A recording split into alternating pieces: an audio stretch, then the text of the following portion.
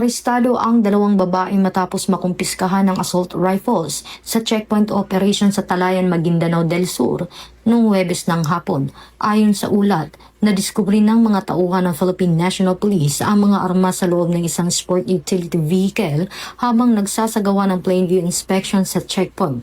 Natagpuan ang isang rifle sa tabi ng upuan ng pasahero dahilan ng agarang pag-aresto ng dalawang sospek. Sinabi ng pulisya na patuloy ang investigasyon kaugnay ng pinagmula ng mga armas at posibleng koneksyon ng mga ito sa iba pang aktibidad.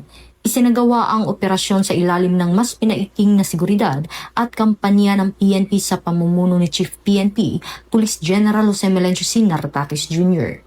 Ito ang bagong PNP para sa bagong Pilipinas.